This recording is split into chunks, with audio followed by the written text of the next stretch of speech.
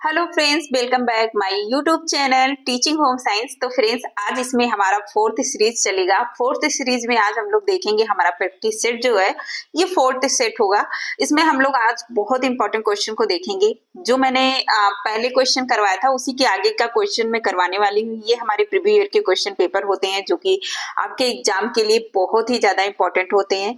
आप लोग वीडियो देख रहे हो, लाइक कर रहे हो, आप लोगों का दिल से बहुत बहुत धन्यवाद। लेकिन चैनल को भी सब्सक्राइब कर लीजिए। आप लोग सोचते हो अभी छोटा चैनल है, क्या ही मुझे पढ़ाएंगे, क्या ही, ठीक है, ये सोचकर आप लोग इग्नोर कर देते हो, लेकिन ऐसा नहीं है। एक टीचर चाहे छोटा चैनल हो या बड़ा चैनल, वो आपको एक ज्ञान ही देके जाएगा।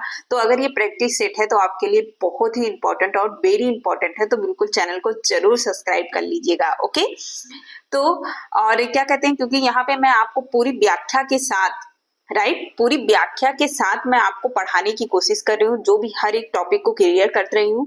तो इसके लिए बस आपको क्या करना है, चैनल को सब्सक्राइब कर लेना है। ओके, तो चैनल को जरूर सब्सक्राइब करिए। तो पहला क्वेश्चन हम लोगों ने 23 क्वेश्चन कर लिया है। आज हमारा यहाँ का जो फर्स्ट इस सीरीज का क्वेश्चन होगा वो आप लोग देख सकते हैं, मिलान करने वाला है। और इस तरीके के क्वेश्चन बहुत ज्यादा बनते हैं, चाहे आप नेट का पेपर दे रहे हो या फिर आप टीजीटी पीजीटी या आप किसी भी चीज का जो है एग्जाम देने जा रहे हैं, तो ये आपके लिए बहुत ही अच्छा है। इस तरीके के क्वेश्चन बनते हैं, ठीक है। तो पहला देखिए, इसको थोड़ा से नहीं हो पाएगा, थोड़ा हम लोग को इस तरह से करके देखना पड़ेगा। और इसको आप लोग क्या करिएगा कि आप लोग इसको कहीं कॉपी में पहले क्वेश्चन को उतार लीजिएगा, उसके बाद खुद से मिलान कर लीजिएगा, तब इससे आपको क्वेश्चन ये पूरा आपका क्लियर हो जाएगा। तो इसके लिए आपको थोड़ा सा मेहनत करना पड़ेगा। और यहाँ पे मेरा स्क्रीन पे एक साथ नहीं आ पाएगा, तो ये थोड़ा सा मेरे लिए प्रॉब्लम है, राइट। तो चलिए हम लोग आज का क्वेश्चन शुरू करते हैं। हमें क्या करना है, कॉलम फर्स्ट और सेकंड को एक दूसरे से मिलाना है, यानी कि फैशन है तो वो किसके साथ जाएगा ये आपको बताना है। फैशन है, उसके बाद शैली है, उसके बाद फैड्स है, उसके बाद आपका है क्लासिक। तो ये किसके साथ जाने वाला है ये आपको बता देना है, ठीक है। क्या करना है, आपको इसको बताना है कि ये किसके साथ जाएगा। तो देखिए, फैशन किसे कहते हैं आपको पता होना चाहिए कि फैशन किसे कहते हैं। तो फैशन किसे कहते हैं, अगर हम लोग देखेंगे तो फैशन हमारा किसके साथ आ जाएगा, तो फैशन आ जाएगा हमारा दूसरे के साथ किसी एक समय अवधि के दौरान सबसे अधिक प्रचलित जो शैली होती है उसे ही हम लोग क्या कहते हैं, फैशन कहते हैं। तो पहला हमारा सेकंड के साथ हो जाएगा। उसके बाद फिर कह रहा है शैली किसे कहते हैं, शैली क्या है, राइट। आपको बताना है शैली क्या है। ये यहाँ पे दिख गया, फैशन वाला आप लोगों ने देख लिया।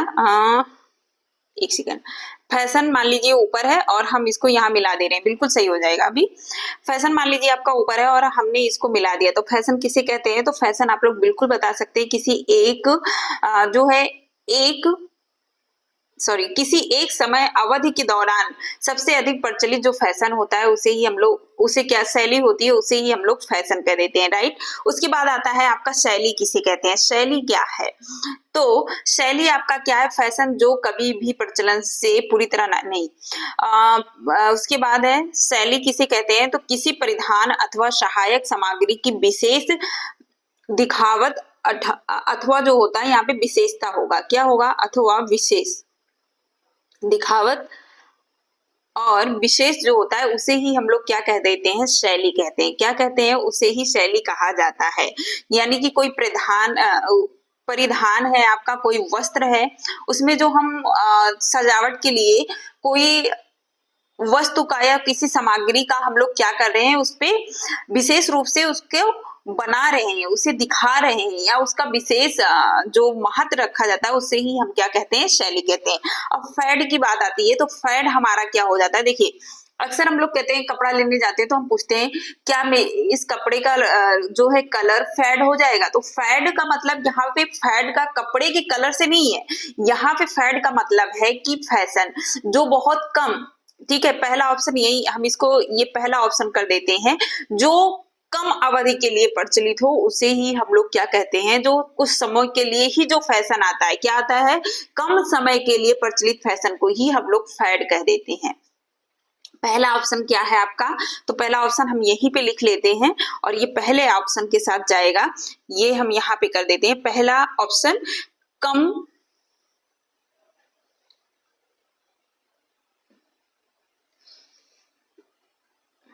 एक सेकंड रुक जाइए, ये पहला ऑप्शन बना दे रहे हैं, समय के लिए प्रचलित फैशन, इसे ही हम लोग फैड कर देते हैं। यानी कि ये कुछ दिनों के लिए रहता है, उसके बाद हमारे माइंड से उतर जाता है, या समाज के जो फैशन होते हैं वो चले जाते हैं। जैसे इससे पहले गाउन बहुत ज्यादा फैशन, जैसे शादियों में बड़े वाले जो गाउन होते थे वो फैशन में चला था, फिर क्रॉप टॉप आ गया। तो जो ये कम समय के लिए कोई चीज आता है उसे ही हम लोग फैड्स बोल देते हैं। उसके बाद आपका आता है क्लासिक। क्लासिक आप सबको पता है कि क्लासिक जो होता है वो आधुनिक और जो पारंपरिक होती है इन दोनों का एक मिश्रण होता है। क्लासिक क्या होता है? इन दोनों का एक मिश्रण होता है जो कभी भी खत्म ही नहीं होता है। तो ऐसा फैशन जो कभी प्रचलन से पूरी तरह बाहर नहीं होता है उसे ही हम लोग क्या कह देते हैं? क्लासिक कह देते हैं। देखिए अब हम लोग यहाँ आराम से देख सकते हैं कि पहले का फैशन का दूसरा सही था, ओहो, फैशन का दूसरा था, यानी कि ए का सेकंड, ए का क्या है? सेकंड राइट है। उसके बाद हम लोग शैली देखे थे, और शैली हमारा किसके साथ गया था? तो शैली हमारा फोर्थ के साथ गया था। किसके? तो फोर्थ के साथ। तो बी का क्या हो जाएगा? फोर्थ राइट हो जाएगा। उसके बाद आपका हमने फैट देखा था, तो सी का हमारा क्या हो गया था? सी का फर्स्ट हो गया था।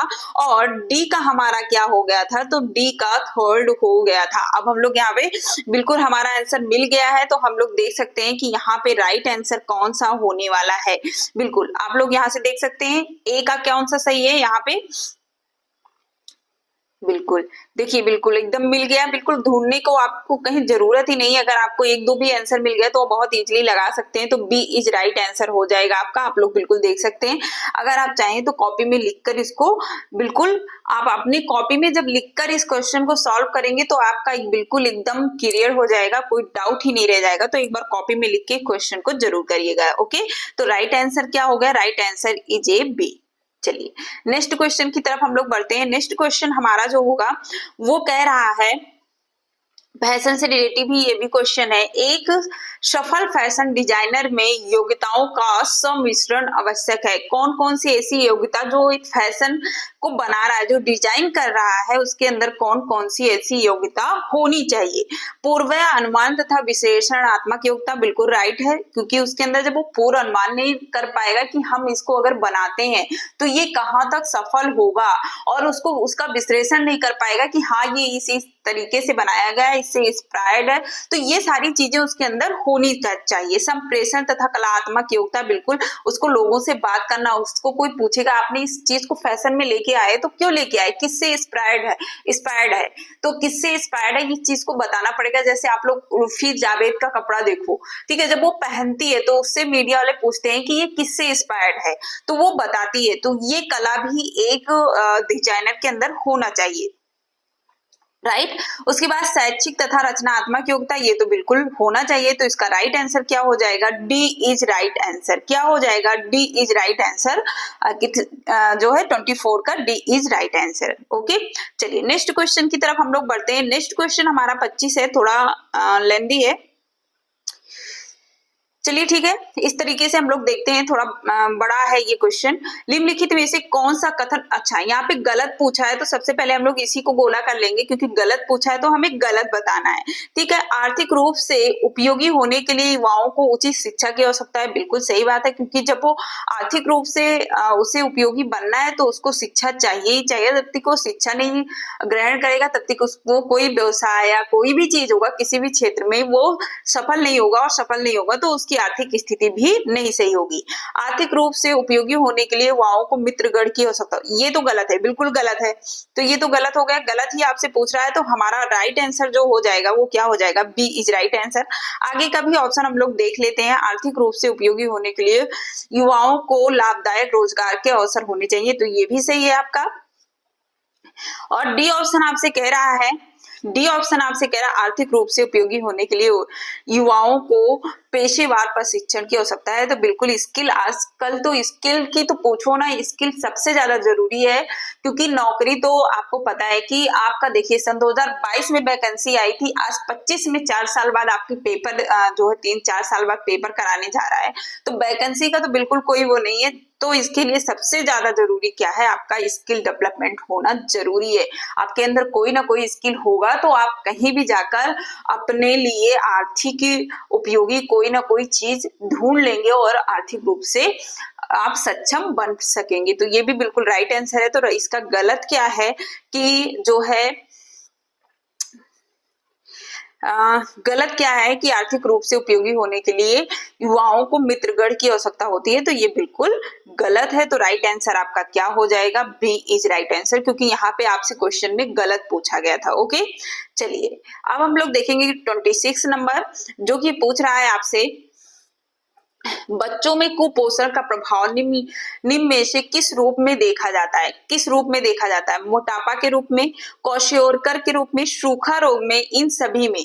तो देखिए मोटापा के रूप में, ये तो इसका राइट आंसर जो होगा वो होगा डी इज राइट आंसर हो जाएगा। क्या होगा, तो डी इज राइट आंसर। ऐसे कैसे, तो देखिए सबसे पहले हम लोग मोटापा देखेंगे। तो बच्चों में जब कुपोषण होता है, किसी को विटामिन डी की कमी हो जाए, ठीक है, विटामिन डी की कमी हो जाए या फिर उससे आयोडीन की कमी हो जाए, तो उसके शरीर में स्वेलिंग आ जाती है, उसको मोटापा हो जाता है। तो ये भी बिल्कुल राइट आंसर है। क्वेश्योरकर यानी कि उसे प्रोटीन और कार्बोहाइड्रेट की जब कमी हो गई तब भी नहीं, यहाँ पे सिर्फ प्रोटीन की कमी हुई तब भी उसको क्वेश्योरकर रोग होता है और उसका शरीर एकदम सूख जाता है। सूखा रोग तो है ही है कुपोषण का एक लक्षण। तो ये सभी इसके right answer, D is right answer हो जाएगा। ओके, चलिए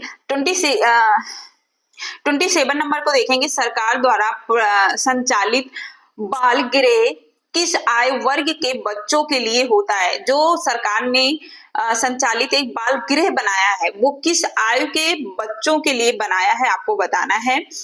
ऑप्शन आपका होगा 3 से 6 वर्ष के बच्चों के लिए, बी ऑप्शन होगा 3 से 11 वर्ष के बच्चों के लिए, सी ऑप्शन होगा 3 से 15 वर्ष के बच्चों के लिए और डी ऑप्शन आपका होगा 3 से 18 वर्ष के बच्चों के लिए। तो राइट आंसर इसका क्या होगा, जो सरकार ने बाल गृह बनाया है वो कितने वर्ष के बच्चों के लिए है, तो वो 3 वर्ष से 18 वर्ष के बच्चों के लिए बनाया गया है। राइट, तो 27 का आंसर होगा डी इज राइट आंसर। चलिए आगे बढ़ते हैं हम लोग। आगे हम लोग देखेंगे तो आगे हमारा क्वेश्चन है 28 नंबर क्वेश्चन को हम लोग देखने वाले हैं।